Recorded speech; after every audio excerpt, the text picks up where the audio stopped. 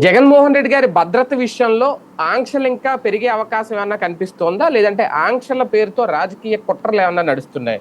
ఈ చర్చ అయితే ఇప్పుడు తెర మీదకి వచ్చింది. కారణం ఏంటంటే రేపు డోన్ పర్యటన ఉంది జగన్మోహన్ రెడ్డి గారిది, కర్నూలు జిల్లాలో డోన్ పర్యటన. అందులో భాగంగానే అంటే ఇప్పటికే జరిగిన పరిణామాలు, ఇప్పటి వరకు ఆయన నిర్వహించిన టూర్లు, పరామర్శ యాత్రలు కానీ ఏదైనా, అందులో జనాన్ని కంట్రోల్ చేయలేకపోవడం, ఓకే అక్కడ భద్రత లేదు అనేది, Z+ కేటగిరీ సెక్యూరిటీ ఉంది మాజీ ముఖ్యమంత్రి హోదాలో జగన్మోహన్ రెడ్డికి అనేది వీళ్ళు చెప్తున్నారు.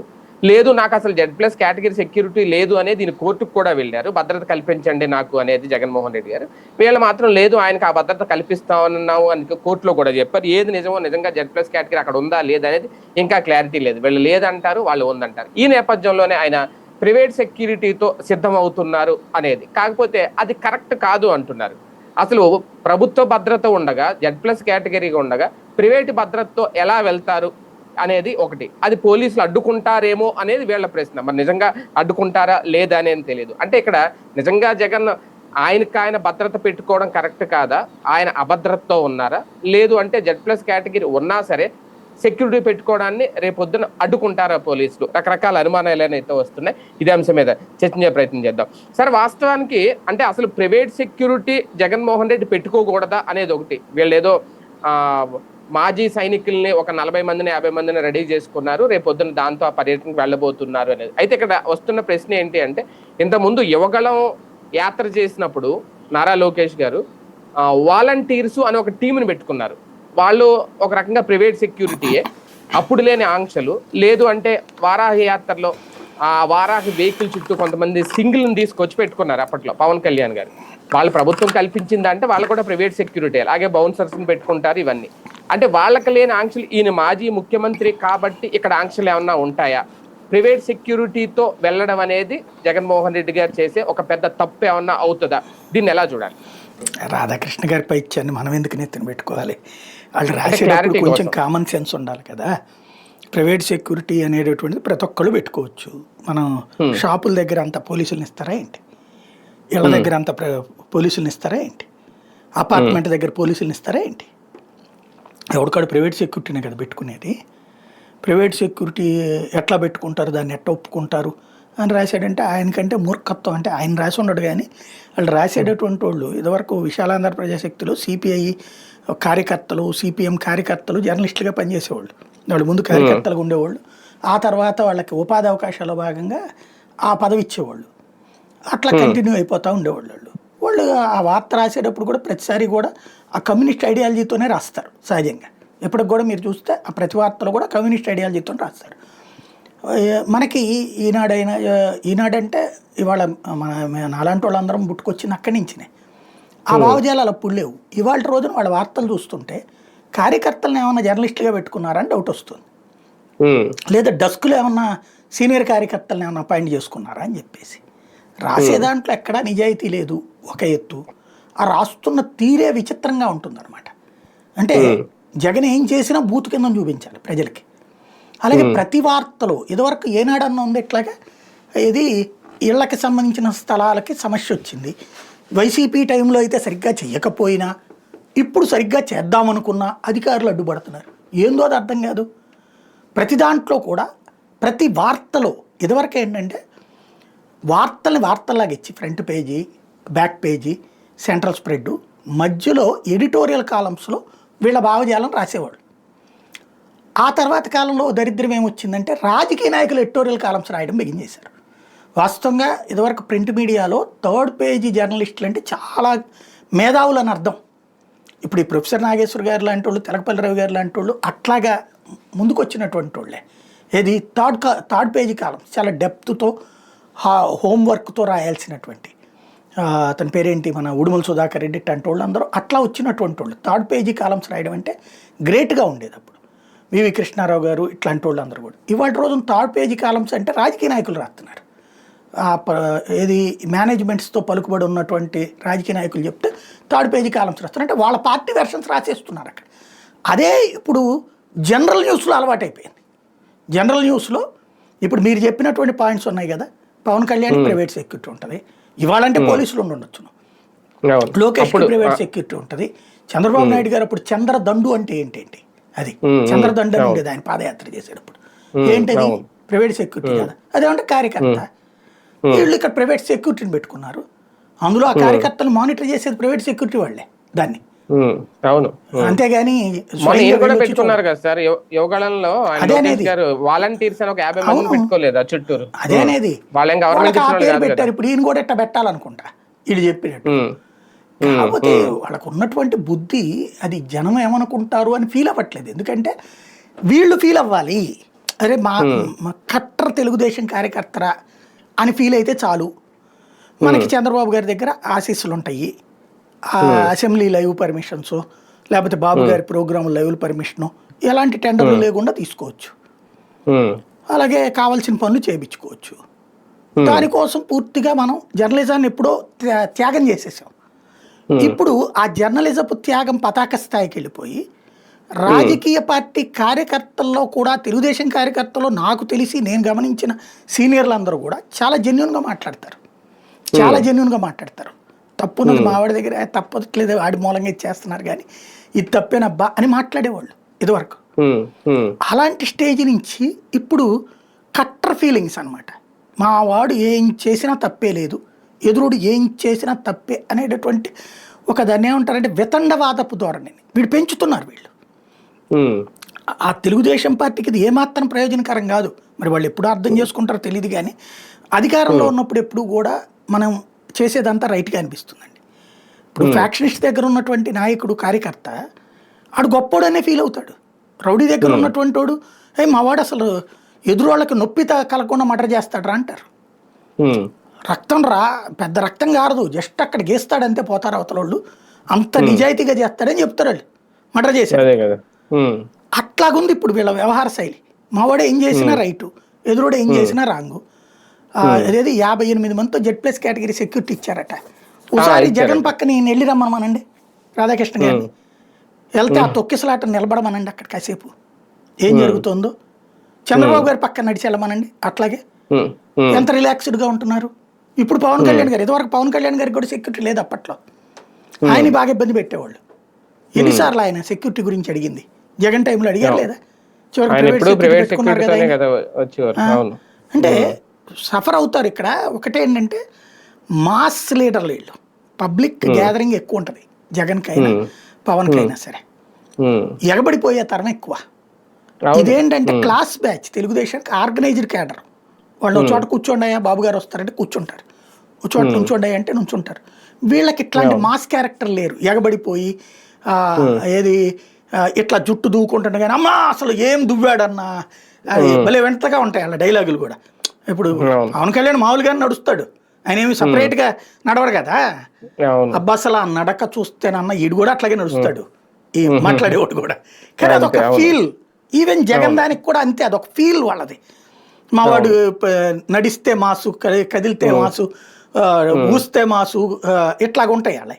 అలాంటి క్యారెక్టర్లకు సంబంధించి అదే మీద పడిపోయి చెయ్యి ముట్టుకుంటే చాలు నాకు అనేటటువంటి విచిత్రమైనటువంటి మెంటాలిటీ ఉంటుంది. అలాంటి వాళ్ళు అలాగని అందరూ అట్టు ఉండరు, అదొక బ్యాచ్, ఓ 10% ఉంటారు అట్లాగా. అంతే, అవును. ఆ 10% తోనే వీళ్ళు సఫర్ అవుతుంటారు, పవన్ అయినా జగన్ అయినా సరే. దానికి సొల్యూషనే పోలీసులు చుట్టూతా మోహరించి మీద పడకుండా చూడాలి. వీళ్ళే దగ్గరికి వెళ్ళి చేతులు తాకిస్తే ఓకే, వీళ్ళకి గాలి పీల్చుకునే స్వేచ్ఛ ఇవ్వాలి. అది సెక్యూరిటీ అంటే అదే, గాలి పీల్చుకునే స్వేచ్ఛ నీయడం, అలాగని జనానికి దూరం చేయడం కాదు. జగన్ ఇంతకు ముందుకు మళ్ళీ అధికారంలో ఉన్నప్పుడు జనానికి దూరం అయిపోయాడు ఆ పిచ్చి సెక్యూరిటీ మూలంగా. ఇప్పుడు చంద్రబాబు గారిని చూడండి, జనం దగ్గరికి వెళ్తున్నాడు కదా ఆయన.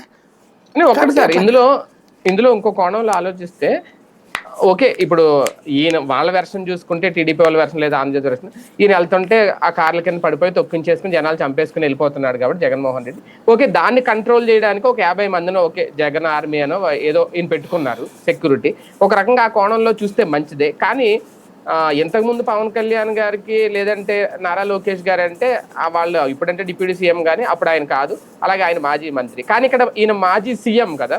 ఈ నేపథ్యంలో చూసినప్పుడు ఈయనకి సెక్యూరిటీ ఇవ్వడంలో, భద్రత విషయంలో వైఫల్యం చెందడం వల్లే జగన్ గారు ఇప్పుడు ఆ సెక్యూరిటీని పెట్టుకోవాల్సిన పరిస్థితి వస్తుందా? మేబీ మనం 2.0లో మాట్లాడుకున్నవి వాళ్ళు తీసుకుని ఉంటారు. ఇప్పుడు ఒక పాయింట్ని వీళ్ళు వాడారు.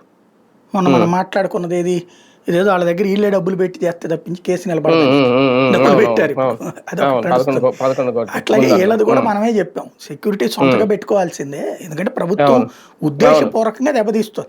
జగన్ దగ్గరికి రాకుండా 2,500-3 వేల మంది పోలీసులు పెడుతుంది, జనాన్ని రానియకుండా. అంతేగాని జగన్ వెనకాల 1000 మంది పోలీసులు పెట్టలేకపోతుంది. అదే కదా, అది వాళ్ళు ఉద్దేశపూర్వకంగా చేస్తుంది. జగన్ కి అంటే జగన్ లాంటి వాటి దగ్గర ఒక టెంపర్ ఉంటది అనే, అంటే ఆ టెంపర్ ని, జగన్ టెంపర్ ని రెచ్చగొట్టాలని చూస్తున్నారు. ఇప్పుడు పవన్ కళ్యాణ్ అభిమానుల మీద పడుతున్నప్పుడు ఇదిలిచ్చిన సందర్భాలు ఉన్నాయి. దాన్ని అప్పుడు తెలుగుదేశం నెగిటివ్ గా చూపెట్టేది, తర్వాత తెలుగుదేశంతో కలిసాక వైసీపీ నెగిటివ్ గా చూపెట్టేది. ఆ వీడియో వేసి కార్యకర్తలు అంటే చూడు, అలాగే బాలయ్య చెంపసాచి కొట్టినటువంటి ఇట్లాంటివి ఉంటాయి. అట్లాగా జగన్ దగ్గర నుంచి జరగాలని కోరుకుంటున్నారు వీళ్ళు. ఫ్రస్ట్రేషన్ రావాలి జగన్, ఎందుకంటే కార్యకర్త, దూరమైన కార్యకర్త మళ్ళీ దగ్గర అవుతున్నాడు. జగన్ని వాలంటీర్ల, ఇప్పుడు ఇవాళ తెలుగుదేశం కార్యకర్త ఆ ఏరియా మారాజండి, ఓ రకంగా పనులు చేపించి పెట్టేటటువంటి పవర్ బ్రోకర్లుగా ఉంటున్నారు వాళ్ళు. అలాంటి స్టేజీ వైసీపీ వాళ్ళు ఎక్స్పెక్ట్ చేశారు. జనం అట్లాంటిది ఎక్స్పెక్ట్ చేయరు, పవర్ బ్రోకర్ల దగ్గరికి పోవాలని కోరుకోరు. అతను ఉద్దేశం కరెక్ట్గానే చేశాడు జగన్, దాన్ని సరిగ్గా ఎస్టాబ్లిష్ చేసుకోవడంలో ఫెయిల్ అయ్యాడు అతను. దాంతో ఇప్పుడు వీళ్ళు మళ్ళీ ఇచ్చేసి తెలుగుదేశం కార్యకర్త తరహాలో కార్యకర్తలకు ఇచ్చేసేటప్పటికి వైసీపీ కార్యకర్తకి కాస్త పించింగ్ ఉంటుంది. జగన్ ఎప్పుడైతే నేను ఈసారి మీకు స్వేచ్ఛ ఇచ్చేస్తాను నాయన, మీ చేతికే పవర్స్ ఇస్తానన్నాడో అప్పటి నుంచి ఈ కార్యకర్తలో ఒక ఉత్సాహం వచ్చింది. రెండవది ఏమైపోతుంది, ఇప్పుడు వచ్చేస్తున్నారు కేడర్ వెనక్కి, భయపడ్డాడు, పారిపోయినాడు, దాక్కున్నాడు, వెనక్కి వస్తున్నాడు. సస్తే ఏముంది అయితే 4 రోజులు జైల్లో పెడతారు కానీ అనేసి. దీన్ని కంట్రోల్ చేయాలి. ఇప్పుడు కంట్రోల్ చేయాలంటే జగన్ దగ్గరికి జనం రాకుండా ఉండాలి. మొన్న నెల్లూరులో అసలు ఇంతవరకు మనం ఎప్పుడన్నా విన్నామా ఇన్ని సంవత్సరాల చరిత్రలో గుంట తవ్వి జనాలు అనేటువంటిది కొత్త టెక్నాలజీ. వాళ్ళు ఏదో ప్రయత్నం చేస్తున్నారు దాంట్లో నుంచి, అక్కడ కూడా వర్కౌట్ కావట్లేదు. ఇక వచ్చే జనాల గురించి నెగిటివ్గా ప్రచారం చేయాలి.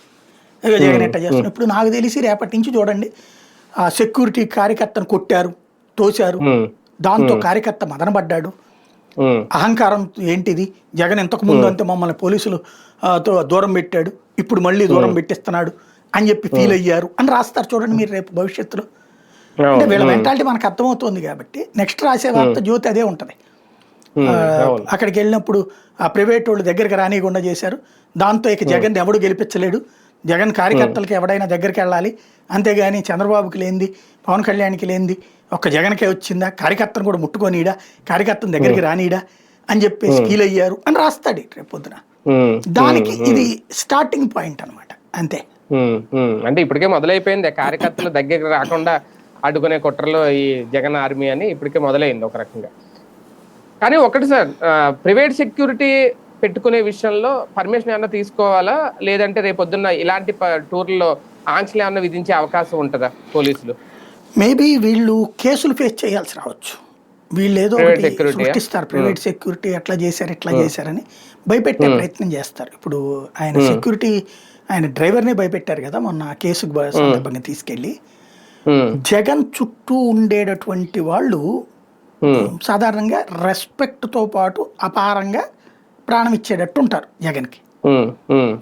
వాళ్ళందరికీ ఈ జగన్ వల్ల మనకి ఏ ప్రయోజనం లేదు, ఏదో మన డ్యూటీ మనం అనే ఒక సైకలాజికల్ ఫీలింగ్ క్రియేట్ చేయగలిగారు వీళ్ళు. ఇది ఆయన పేరేంటి, ధనుంజయ రెడ్డి, కృష్ణమోహన్ రెడ్డి, ఇప్పుడు ఈ డ్రైవరు, ఇట్లాంటి వాళ్ళందరూ ఎప్పుడైతే ఆ కేసులు ఆ గొడవలు ఫేస్ చేస్తారో వీళ్ళకి సాధారణంగా ఇంకెందుకు వీళ్ళతో మనకి పెంట అంతా అనే, ఈయన కోసం మనం ఎందుకు త్యాగం చేయాలనే ఫీలింగ్ రావాలి. అట్లాంటి ఫీలింగ్ ఇప్పుడు వీళ్ళకి కూడా కల్పించే ప్రయత్నం చేస్తారు. ఇప్పుడు రేపు పొద్దున ఏ పోలీస్ అధికారుల చేతనో సెక్యూరిటీ ఇన్ఛార్జికి నోటీసు, ఆ సెక్యూరిటీ తోసిన ఆయన్ని మా దగ్గరికి రమ్మన్నారు, ఇలాంటివి జరుగుతాయి భవిష్యత్తులో. ఆల్రెడీ వీళ్ళు రాసేసారు కదా, ఈ ప్రైవేట్ సెక్యూరిటీ జగన్ దగ్గర ఉన్న పోలీసులను అడ్డుకుంటే ఇంకా వాళ్ళెందుకు, ఇంకా అప్పుడు వీళ్ళని పక్కన పెడతారా, ఇవన్నీ వీళ్ళు రేజ్ చేసేసారు పాయింట్లు.